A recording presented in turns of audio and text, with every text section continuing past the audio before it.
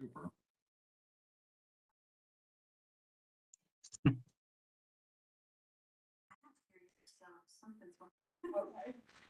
I hear you, but it's definitely not through my.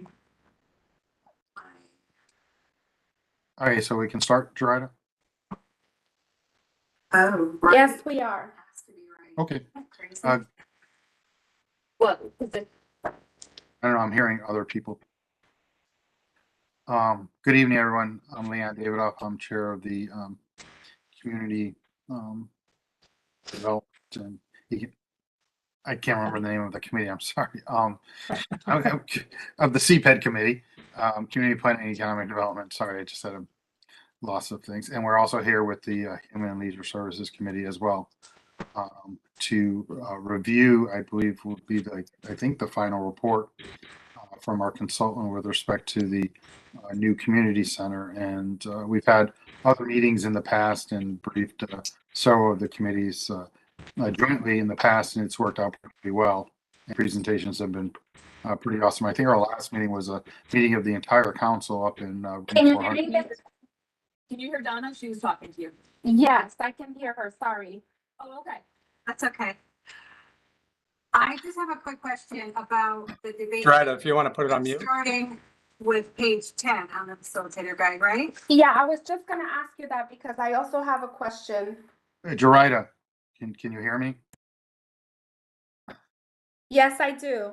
All right, Sorry, can you just, I do can you apologize. just go on mute because like we're starting here. All right, thank you. I appreciate it. So the last time we met was up in room 400 with the entire council, I believe, present to have an amazing presentation that was very well done with questions and answers as well with respect to the options and status and recommendations and concerns of the council and the various members as to use of the space, the layout, and things of that nature. So I really appreciate our ability to get back together again in such short order to get here to where we are tonight. With that said, I'll just turn it over to the manager to take it from there. Mr. Ledwood.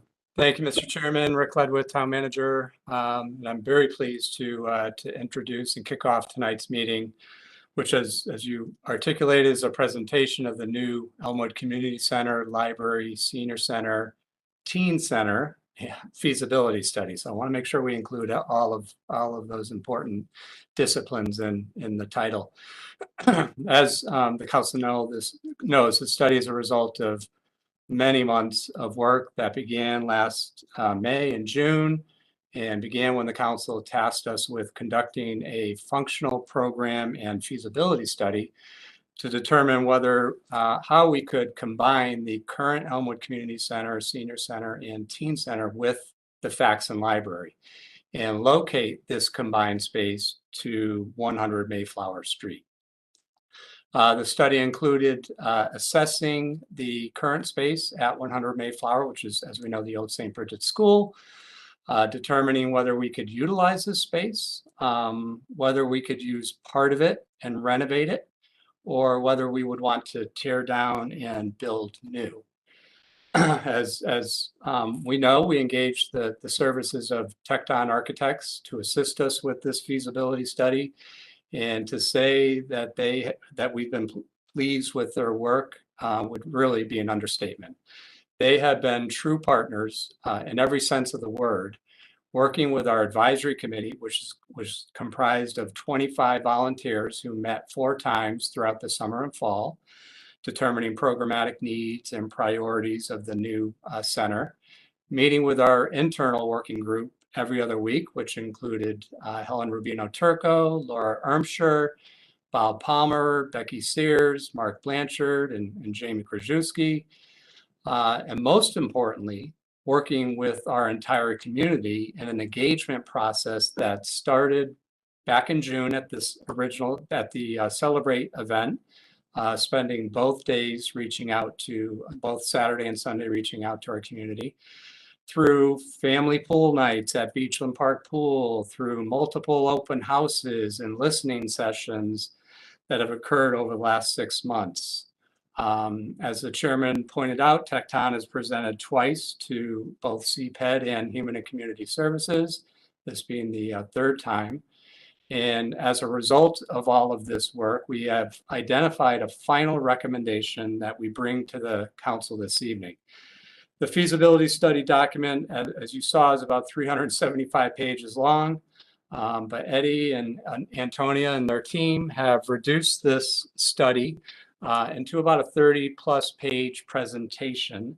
And at this point, I will turn things over to Eddie, who can walk us through the presentation before we get to questions from the council. And at this point, I will turn things over through you, Mr. Chairman, turn it over to Eddie Wadowski with TechDom. Thank you. Thank you, Rick. And again, thank you for the opportunity to be in front of you tonight and to work with you. As Rick said, it's been really a wonderful project. I think it's been a true spirit of camaraderie amongst all of us the whole way through, and we've really enjoyed it. So tonight we do, as Rick said, we do have a presentation. I know a lot of, or a good chunk of it, there's going to be pieces that many of you have seen before, but we thought it important, being that this is the final presentation, to give you kind of, a beginning to end, describe the process, everything we went through, to make sure, because some people may not have seen all of it, so to really understand how we got, from there to here. So with that, I will share my screen.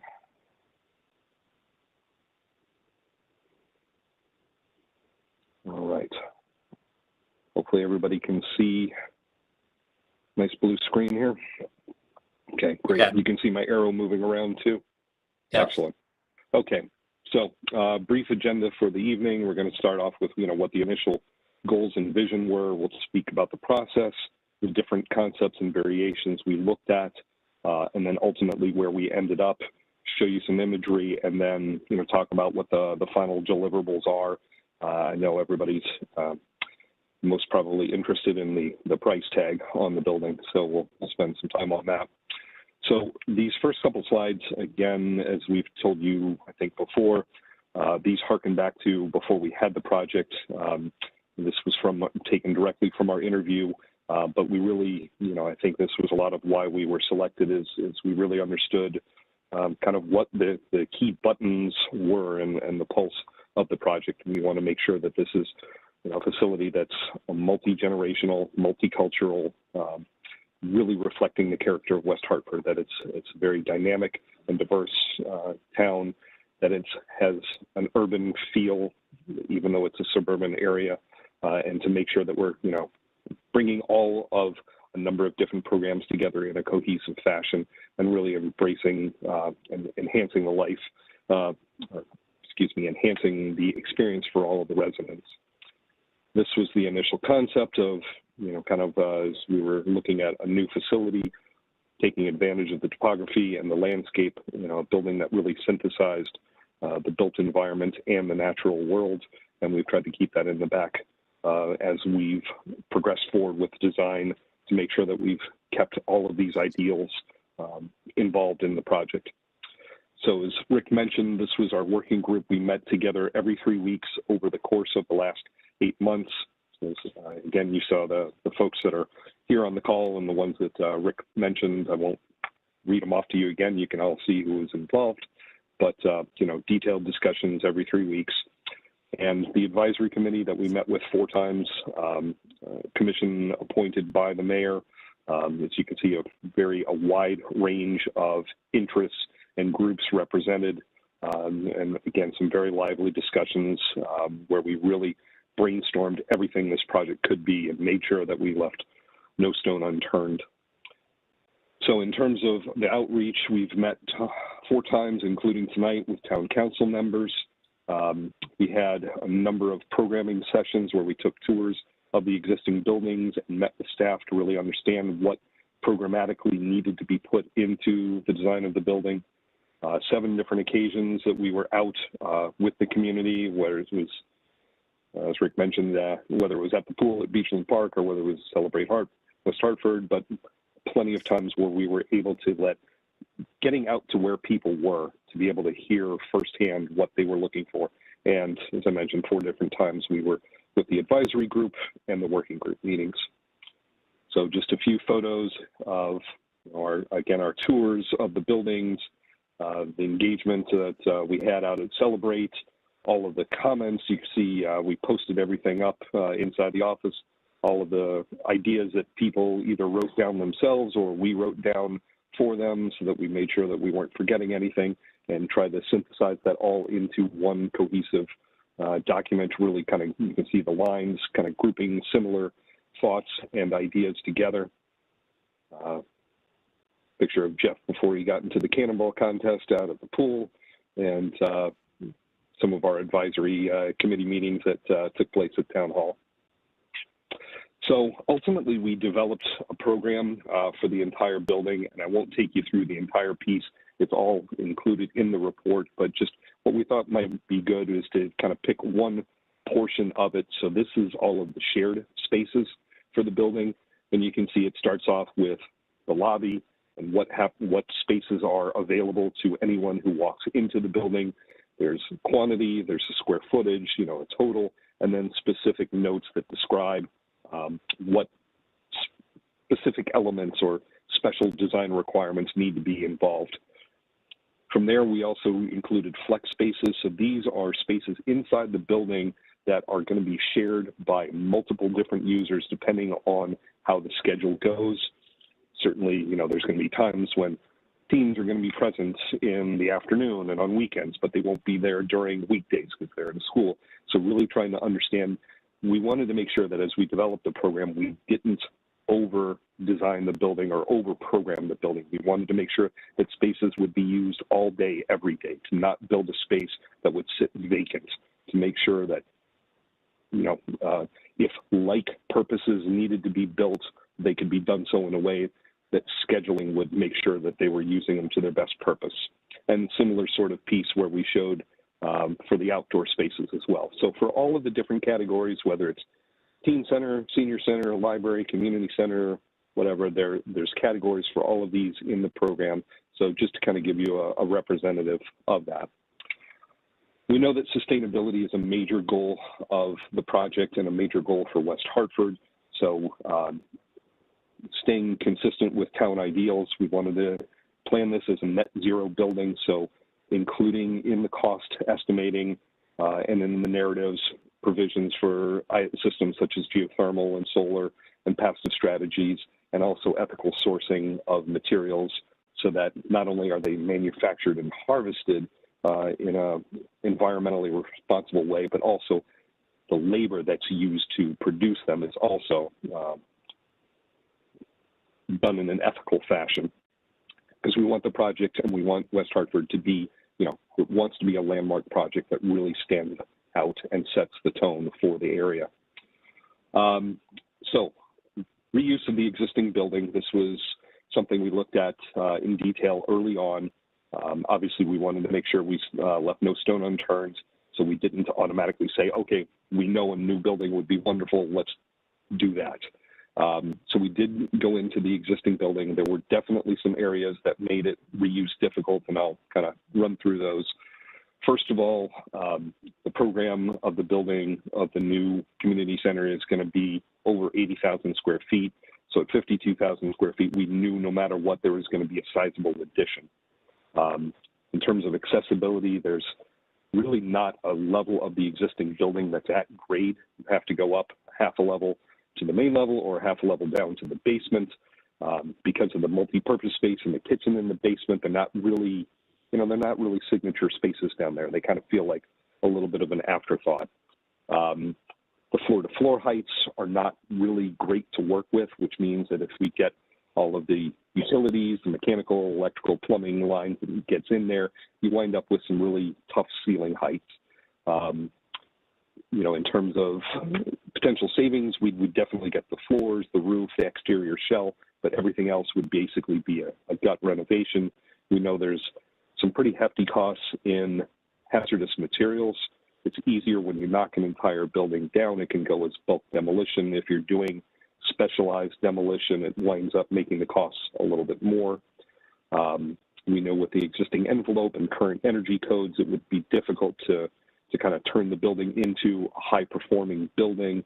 And, you know, I think really probably the most important, I think, is that just there's a feeling of right now, Elmwood is kind of stuffed into an old school, and there's frustrations and limitations with doing that. And this is a once-in-a-lifetime opportunity to do a signature project. So to spend all that money to kind of stuff it into an existing school again didn't sit well with a lot of people. So that was, as I said, we looked at it in detail, but this is why we kind of moved on. I won't spend much time here other than tell you that originally we looked at three main concepts. Option one was reuse of the existing building with an addition. We looked at two different organizations for the building, an L shape and a linear shape for the building. As I'm going to show you on all of the images you'll see tonight, north is pointing up. So here in the purple is the 100 Mayflower property. On the right side is the Beachland Park property. The intent is to essentially combine the two, so this property line would go away. As we got into it, this was at one of our community meetings. Everybody seemed, in general, the consensus was that the organization of the building itself in option two was preferred, but the building location on the site was preferred in option three, which is pretty typical for most projects. When you explore different options, usually there's bits and pieces of each scheme that makes sense. So the ultimate design is kind of a synthesis of multiple items. So this was the consensus plan, which was, you know, kind of the more concentrated, almost kind of a square footprint, but holding it close to the Beachland Park property line to make it, you know, very close to the neighboring property. So in terms of the final design, as you can see dashed in, this is where the existing building is today. So the scheme is located here, again, close to that property line, entrance coming off of Mayflower Street. But as you'll see as we get through the site plan, you know, the ability to connect a continuous road that brings you through Beachland Park, you know, potentially out to Trout Brook or really to South Quaker on the east side, to really, again, make this kind of a cohesive, all one property, to really take advantage of all the outdoor amenities that Beachland has to offer and make them an offshoot of the community center. So I'll take you through the siting. I mentioned the intent is to have primary entry and exit from Mayflower. Now, all of this, you know, we haven't done a traffic study as part of this. When the project, should the project go forward, there will be a traffic study that will really understand, you know, and seek to identify best how to get people on and off the site from a vehicular traffic standpoint. But we did think it made some sense to have a connection out, an exit only out to South Quaker. We have approximately just a little bit less than 200 parking spaces. It's an increase, slight increase over what's existing if you take all of the different properties between Faxon and Elmwood. But, you know, we worked diligently to try and come up with what that number is. There's also the ability to have some reinforced turf areas that can be used that'll look like grass, but they're protected to where if there's overflow of a community event that needs more parking, you can park there without destroying the grass. So main entrance coming this way, a covered drop-off, a dedicated senior entrance on the far side of the building here, so be able to come over here, a separate drop-off. That was something that was very crucial to the seniors. They enter, you know, they enter the building a little bit different pace than an excited 4-year-old heading to a summer camp program. So to be able to have space where each can go in at their own space, at their own pace, was important. A secondary building entrance here, loading dock around the backside. You can see there's the ability for, you know, trucks to be able to make this turn. You know, the possibility of the food pantry back here to provide a little more privacy than is currently afforded at you know, the front steps of Town Hall right now. Multi-purpose space out here and gymnasium, and I'll talk about this more as we get into the interior program. But, you know, really the ability to connect to outdoor spaces. You know, to have, we talked about in that rendering, the blending material-wise between outside and inside. We wanted to do that programmatically as well, and to really be able to open up spaces on nice days and extend the program of the building. Certainly, so this is the preschool age program here in the blue area, and to be able to take advantage of play areas and the existing play equipment at Beachland today. Let's see. I think that's really kind of the major parts. I'm happy to come back to any of this. I'm sure I'm going to put somebody to sleep by the time I'm done, so I'll try and be a little bit brief here if I can. All right, so take you through the program. Again, this is the main entrance here with secondary entrance here, but you can see the multi-purpose space, the idea of having an operable partition to be able to open this up. And so if there's a performance at the stage here, if it's a nice day, to be able to extend that seating area so people can bring chairs, and you really get a seating area that's much larger than what's available in just the multi-purpose by itself. Full high school size court gym here with locker rooms and toilet rooms. And really, we saw this as an exciting lobby space that could be, gathering area. We were looking at having kind of a coffee kiosk here. We have two kitchens. One is a warming kitchen that would, number 3 here, that would serve the multi-purpose space. And then a second one, number 9 here, that would be a full service space that would serve the senior center, the lunch program that would occur in these spaces. And you'll see on both this plan and the next, there's a couple of areas where we show them as striped. And then the idea is, again, we talked about these flex spaces that really, while this is the senior center proper, there are spaces in there that we know are going to be used by other functions. So it's not really, they have their own space, but then they have shared space as well. The library is up on the second floor. We had to be very judicious. It would have been nice to have everything on the first floor, but it would have required a sizable footprint, and we wanted to keep things condensed, for circulation, travel distance, but also for, cost of construction. Certainly better to have things concentrated. So there is a glass stair, and this will be a little more evident in some of the 3D imagery we'll show you, but we wanted to make sure that there was a presence here on the first floor that would lead you up to a grand staircase that would entice people to come up to the library on the second floor.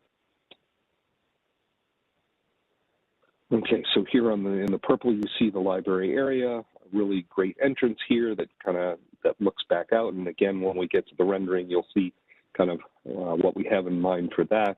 But, dedicated areas for teens, for children, for adults, circulation, meeting rooms, multi-purpose classrooms that work around the side here.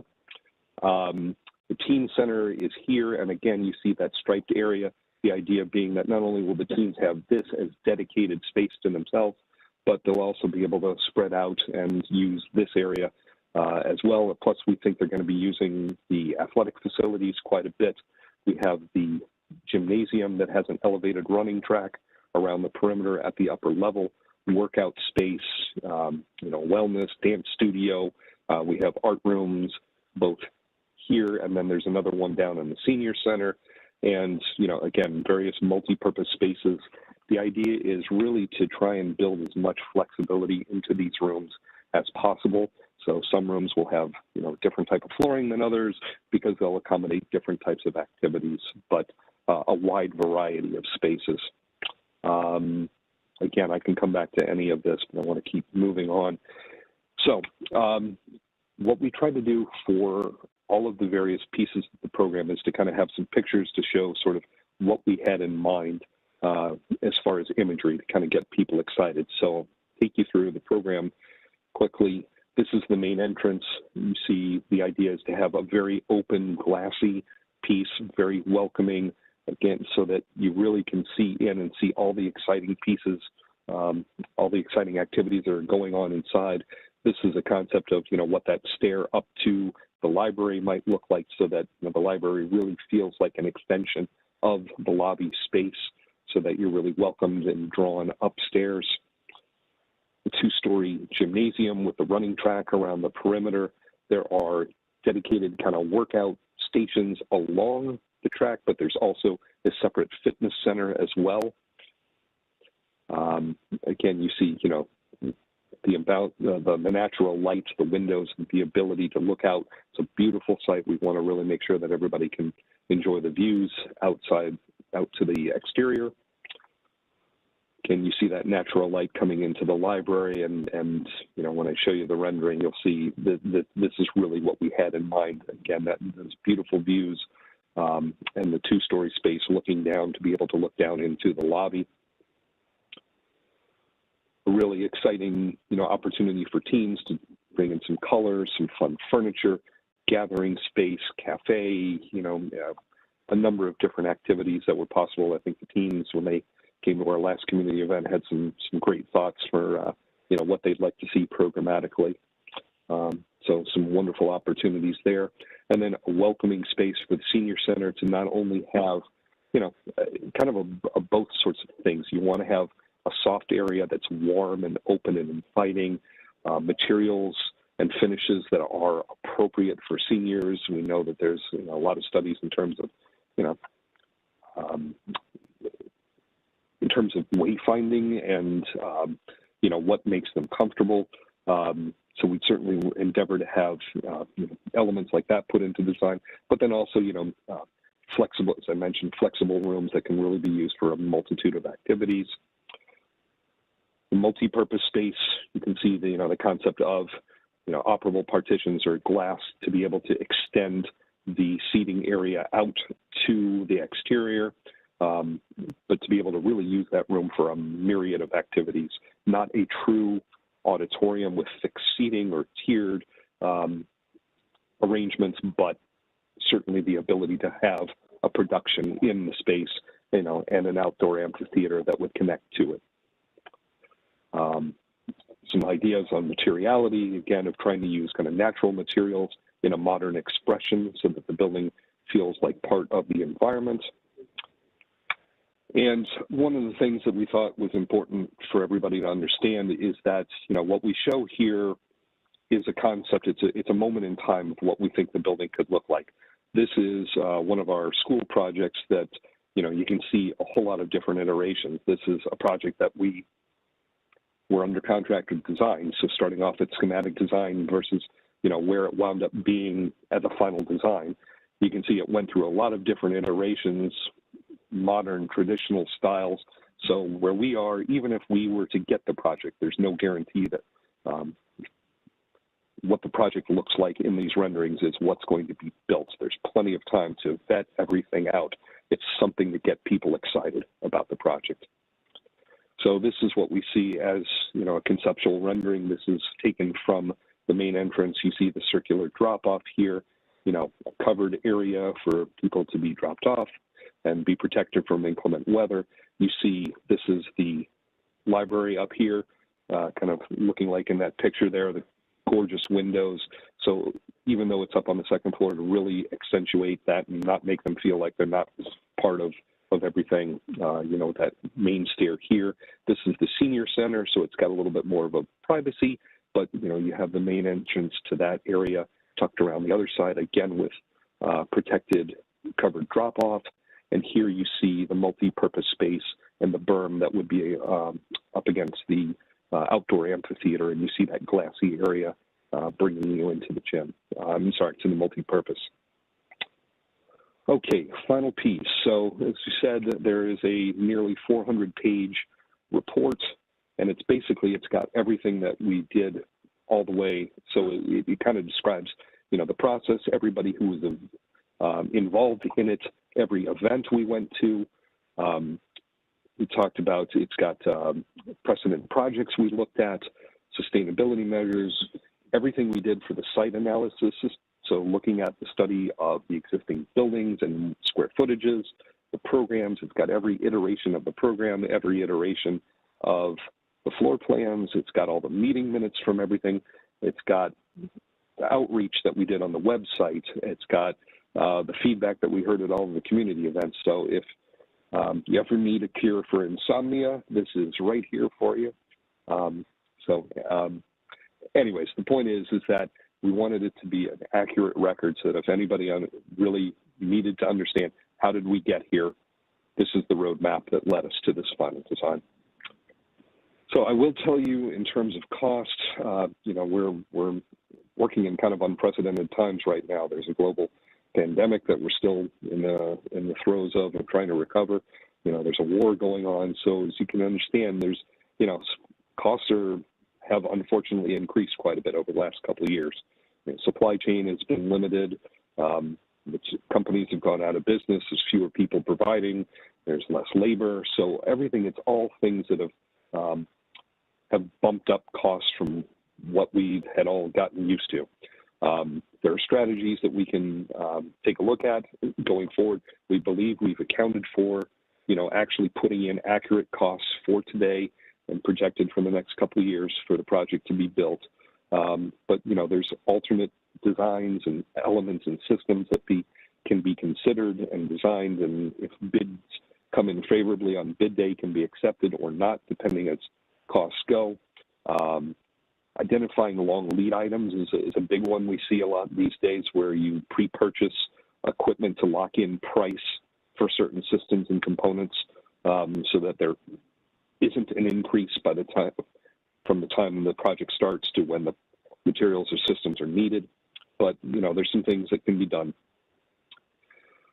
We worked with ONG Industries to provide an estimate for the building. They are one of the major construction managers, general contractors in the area. We work with them on a number of projects. They do a lot of municipal work, a lot of school work, and they work with trade contractors in detail to make sure that the numbers that they put are accurate and they reflect what they're seeing in the bid market.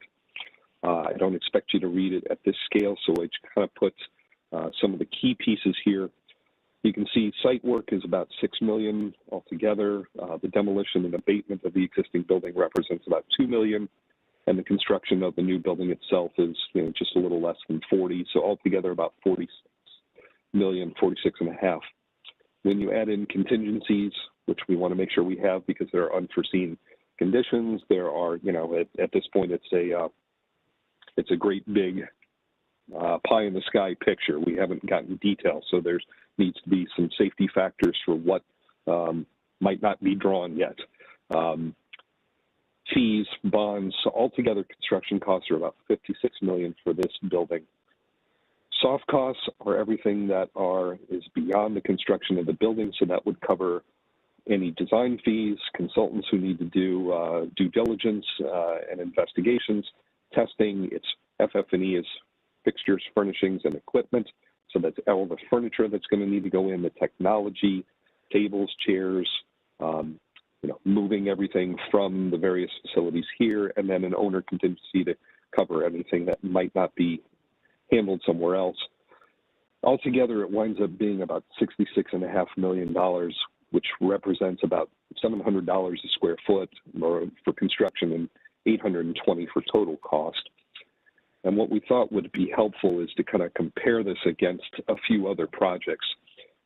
This is a community center, senior center, library, but we think, honestly, the best type of project to compare it against is a school, because there aren't very many municipal facilities that have all of these programs together in one spot, you know, whereas a school has a gym, a multi-purpose space, a library, a cafeteria, classrooms. So the first project you see is a project we're working on right now for Madison. It is an elementary school. It is projected to go, so what we see here is 2025 is an estimated completion date. Our project will finish a year earlier. So as you can see, we have two numbers here. One is what the projected cost and projected per square foot cost is, and then the smaller number is when we include escalation on top of it. I will tell you that these numbers are assuming a 4% per year escalation. We've been seeing it as much as 6 lately. So, you know, in terms of costs, you can see we're right in the same sort of range. You know, the numbers in the smaller text may be a little bit conservative. Next one is school I'm sure all familiar with is Charter Oak International Academy, West Hartford School. As you can see, that's, you know, completed in 2016, so a little bit older. So we've, again, applied that escalation, and you can see, you know, in terms of overall square footage costs were really in the same sort of ballpark. We did compare it against a recent community center and senior center project in Connecticut, as well as a similar project. This one's a little bit of an outlier, perhaps just because it's not immediately in Connecticut, but we liked it as a good comparison because the level of design in this project was very similar to what we saw here. And as you can see, it's a little bit more, we don't think we were going to go quite as high end as what was shown there. Obviously, there's some other factors at play because the Rocky Hill project is much smaller, so it doesn't have the same economy of scale as what we have. Let's see, and wow, how about that? Finally at the end. So I'm sure I skated over some things too quickly, so I'm happy to go back to anything or everything you would like to, and hopefully explain things properly. Thank you, Mr. Wadowski. Pretty amazing presentation. Thank you for skinning down the almost 400-page report to about 30 slides. And once again, you amaze me with your ability to make a presentation interesting and thorough all at the same time. Each time you've presented before us, it's definitely a skill set that you have, and it's greatly appreciated because It's very kind. you keep our interest, and you touch upon all the highlights, so that's greatly appreciated.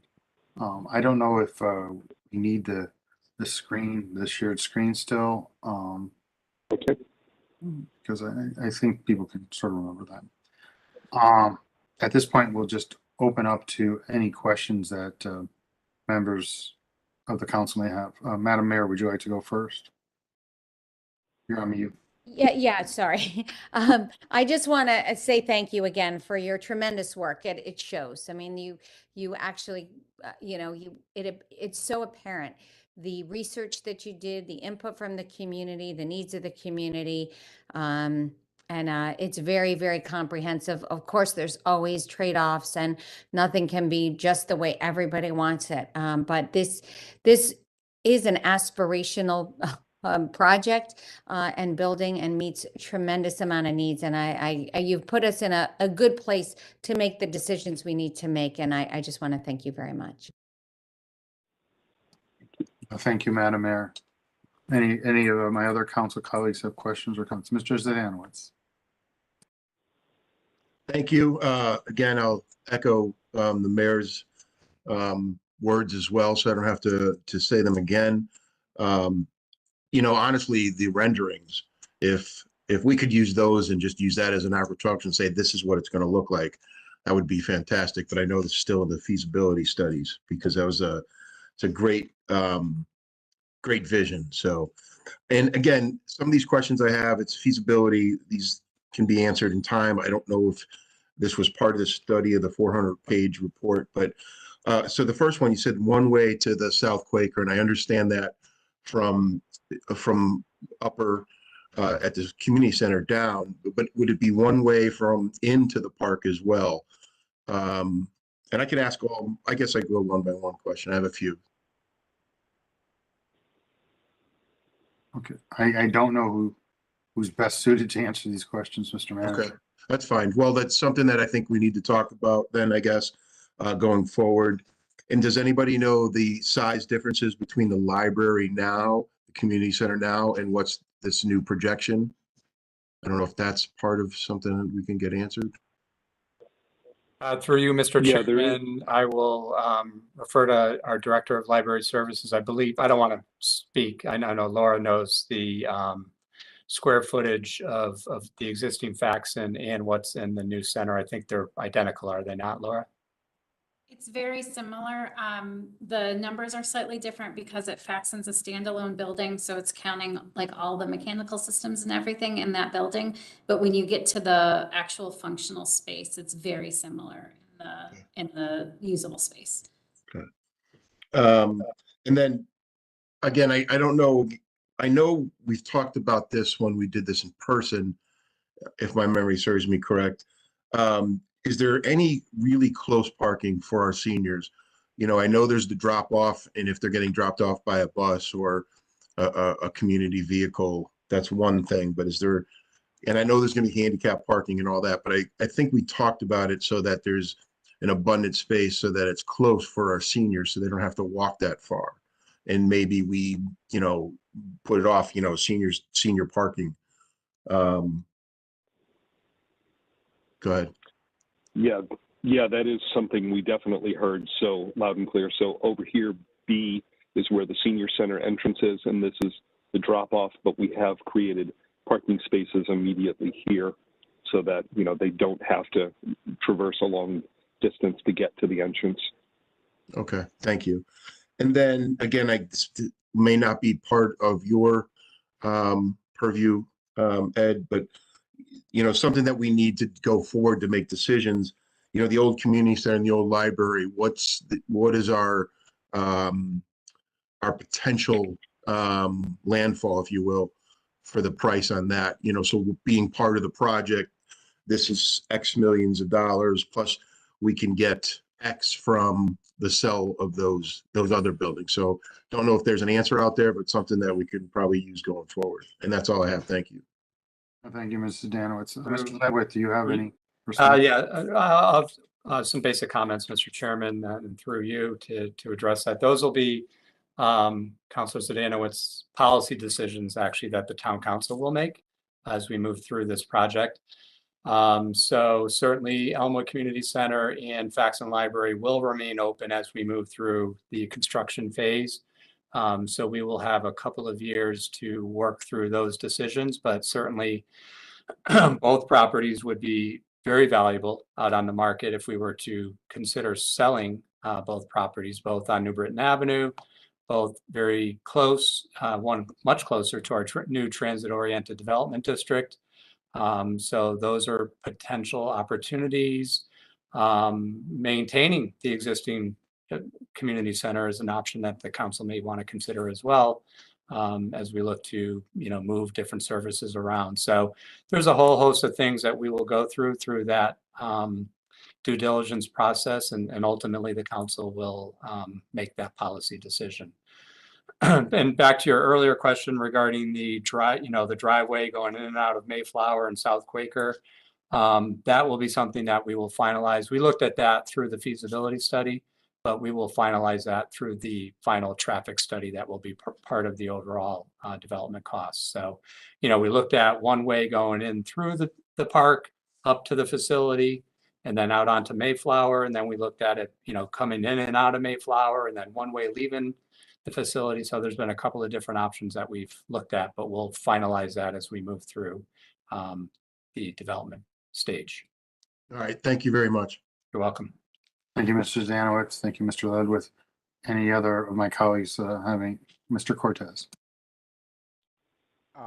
With regards to the teen center, were there any adjustments made since the last presentation? I see that there's a medium multi-purpose room that you said that they would have access to it in case things, give them an opportunity to spill over. Was that a change from the last time? That's the only question I have is, did we expand on that, and did we take over that footprint on that foyer? A little bit of that was part of the conversation also.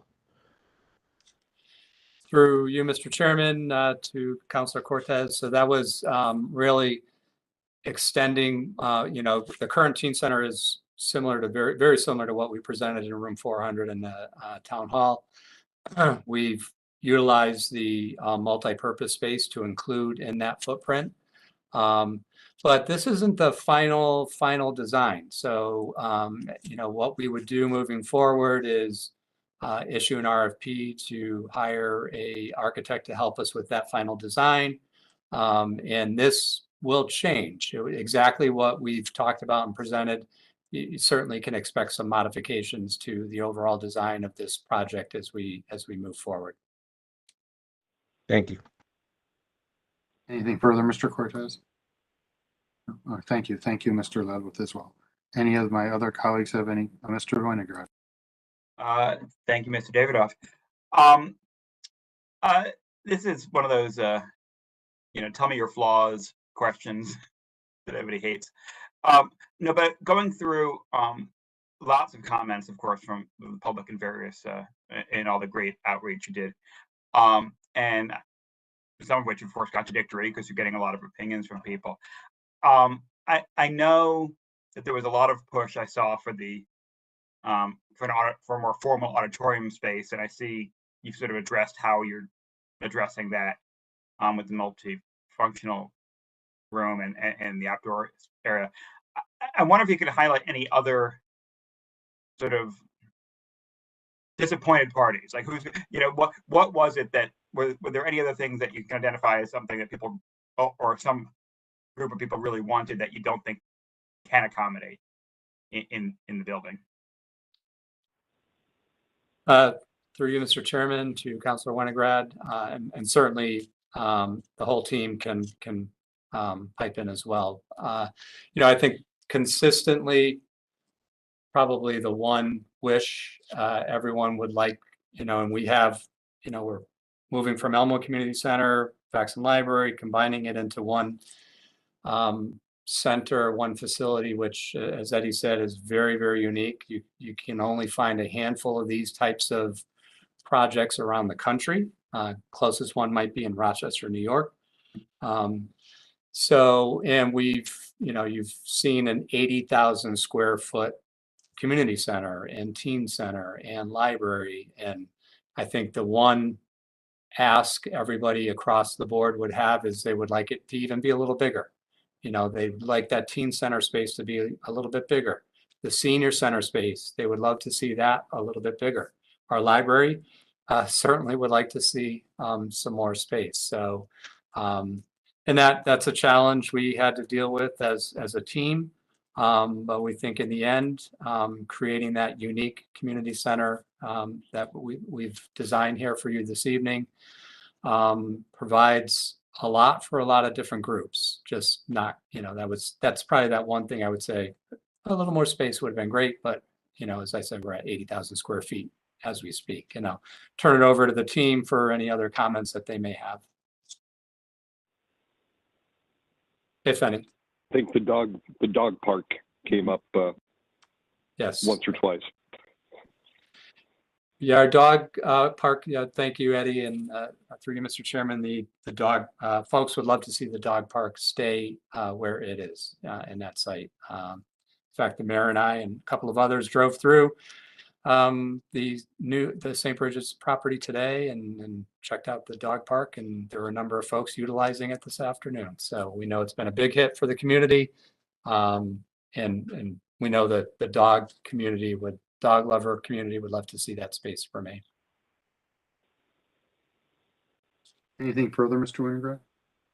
No, thank you. I have had that discussion while standing in the mud looking at the building with people. So yes, I'm familiar with that problem, and obviously we kind of knew that when we put it in that would be a potential disappointment, but it's certainly understandable.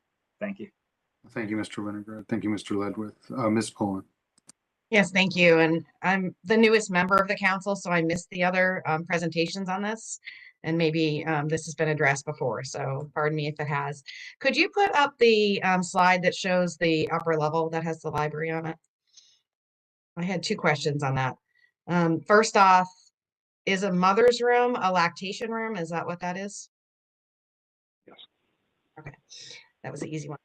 The second question is about sound and the traveling of sound, given that the gym is kind of open to that second level with the track around it. I'm just thinking about how the sound of basketballs dribbling on a gym floor travels really, really far, and wondering what the soundproofing will be like in the library, and if that is planned to be sort of an open space up there, how that will impact people using the library space. For you, Mr. Chair. Thank you, Mr. Pullen. Mr. Manager. Thank you, Mr. Chairman. I will refer to Eddie and the team. Certainly, we will soundproof as best we can. And I do believe, as open as it is from the gym, from the first floor to the second floor, it is enclosed. So with spaces to move from that second floor out into the second floor of the community center itself. But I'll refer to Eddie if I can. Thank you. Thank you. Yeah, that's exactly it. The idea is that while this is open, what we tried to do is really kind of have, spaces nearby that were already fairly active spaces, so having the fitness center, having the teen center here, those tend to be kind of louder spaces anyway, so there's a little bit of a filtration. Certainly, as the project gets into the design, definitely there would need to be special attention paid and engaging, at acoustical consultants and making sure that there's proper separation in the walls. But, the library itself, by the time you get past here, so there's, yes, it's open here, but there's an enclosure here. The library itself is, all the spaces are open to each other, but it's an enclosed area. So there's different layers, and there's the ability, we haven't really shown it, but, there's the ability to, set in doors or walls to compartment, further the building, so that really to try and prevent the transmission of sound, throughout the rest of the building. Okay, thank you. Anything further, Ms. Pullen? No, that's it. Ms. Fay, do you have any questions or comments? Yes, I do. Thank you, Mr. Dave.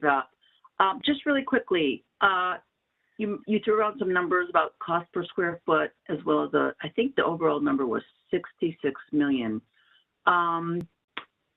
What do you think the plus or minus will be? Granted that we're in a high inflation environment, and what should we be planning on or kind of expecting the variance to be on those kind of numbers, just so we can better plan for that in the future? Thank you. Thank you, Ms. Fay. Mr. Manager? Through you, Mr. Chairman, I'll refer that question over to Eddie.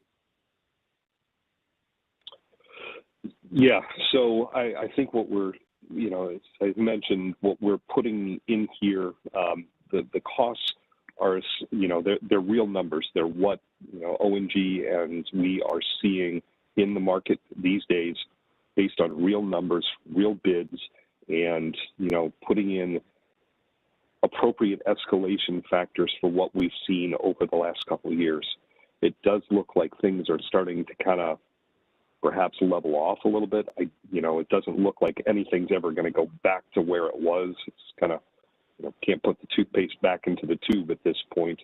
But, we do feel like the numbers in here, really reflect current market conditions and what we've seen over the past couple of years. And again, putting in healthy contingencies to kind of, prevent us, they're safeguards. It's really, not only its design and unforeseen conditions, it's you don't get as many of those on a new construction as you do on a renovation, but, having contingencies in there to deal with potential cost overruns, who knows what could happen the next couple of years. Things, could spike the wrong way. But, again, based on where we are, we think this is being appropriate. Thank you, Mr. Wadowski. Ms. Fay, any further questions? No, maybe we can come in under budget. Just kidding. Okay, thank you, Ms. Fay. Do any of our directors have any questions or comments? No? Okay. So I don't have any comments, but what I'd like to say is, having attended all these meetings, I am very impressed how we went from an existing building and an existing site, and with the hope of all the people that were on the committees and the public input to get to tonight, it is quite impressive. It's more than quite impressive. It's a wow factor. And I think it speaks to the focus. I think it speaks to understanding what the community is looking for. It speaks to the needs. It speaks to having a vision, being transformative, best utilization of the site, because we're really not just building it for 2023, 25. It's really something that we hope will be here for the next 50 years. And the way that it has been designed and the ability of the site to be used in multiple purposes. And there are going to be things in technology advances and program things that we haven't even heard of yet that will become more evident as the future progresses, because we have no idea. We just know what the past has held. but it is so impressive, the collaboration and the work to get this done. And I serve on something that's we're going to be breaking ground this spring in the housing phase. And I remember being there at the beginning, and I'm like, oh my goodness, will we ever get to the phase where we're going to have shovels in the ground? And so this is sort of been tracking this the same way, and it's the same level of excitement, and you just really take ownership of it and the concepts and the ideas. And I really have to commend all the people involved. I have to commend our Tecton for really pulling it all together, because you just definitely blended all the concepts and all the ideas. And even though this may not be the final version, it's better than saying to an architect, well, the community wants a community center, so just build us something. Okay, no, the community needs to express what its hopes, what its desires, what its wishes are, what it can afford. It's no different than a homeowner who wants to do an add-on to their house. You have a whole bunch of wish lists, then the reality sets in. Well, this is what we can afford, and this is what's practical, and you have trade-offs. But it is so impressive to get to this point. And I think, Mr. Manager, you really have assembled a great way of progressing with this concept and with this plan, that our community is in the right position. And as the mayor stated, the other two assets that we own on New Britain Avenue, the community center and the library, it's going to be no surprise that the value of those parcels will increase tremendously as certain developments take place. So while we may be looking at a 56 million, I think, what is it, $66 million, almost $67 million project, could be offset by whatever revenues we could get from what I believe are increasing values for two parcels that we currently own that we would be not using. So when you net it out, this was probably going to be a real bargain in the end. And what is really, really great is not only will we have an underutilized building, the St. Bridget's School, and an outdated community center and a library that will be state of the art, it's going to be 3 wins for the community. It's not 3 strikes, it's 3 wins. And I think that's what's really, really important here. And I thank the mayor for her leadership in pulling this all together, our directors, our staff, and this entire team, because I'll always remember this moment as something that this is an accomplishment moment. So the next step, obviously, is to get an architect and work out the details. And I think that's where we are. But this is a proud moment, and we should really just, step back for a moment and just say, job well done. And we finished basically what's phase 1 and moving on to that most crucial phase 2. So thank everyone for their participation, their questions this evening. I don't know, Mr. Manager, if you have anything further you'd like to add, I'll turn it over to you. Thank you, Mr. Chairman. I thank you for your comments and the comments from the entire council. As I said at the beginning, it really has been a wonderful, wonderful project to work on with this team, with Helen, with Laura, with Bob, with Catherine and Mark and Becky and Jamie and our internal team. And to your point, the kind of glue that kept that team working together was Tecton and their professionalism that they brought to this project every step of the way. We wouldn't be where we are today without them. So really appreciate their efforts every step of the way, and appreciate the efforts of the advisory committee, the 25 folks who came together with various, from different disciplines and different wants and needs. We met through the summer and the fall, and Tecton, again, to your credit, kind of kept those meetings moving forward. And, there were 2-hour meetings in each session, but very, very productive. And I think if you were to survey any member of that committee, you'd hear just very positive accolades and appreciation to be included in this process and have the opportunity to work with the team to end up where we did in tonight's presentation with that final recommendation. So thank you. Thank you, Mr. Manager. And I'll turn it over to the mayor. Perhaps she has a a closing comment for tonight's meeting. So I was going to say pretty much reiterate a lot what Rick said. I want to thank the volunteers who are so interested in our community and took the investments that they've made in their groups, the vantage point that they had and bringing it to this whole process. It was really critical to have all of that. So I want to really thank all of the volunteers that were included in the advisory committee, as well as the incredible commitment of staff time. I know it was a lot to coordinate and a lot to do. And of course, Tech Down for their very professional work. But it really did take a lot to get to this point. I agree with you, Chair Davidoff, that this is a culmination of a lot of information. We didn't know how we would get to this point. Now we have the vision, and we have the really tangible product to share with our community, and that's what our job is going to be, to figure out those next steps. But we're at a point right now where I think the vision is there, and the reality is there, and now our job is to try to make it happen. So thank you all.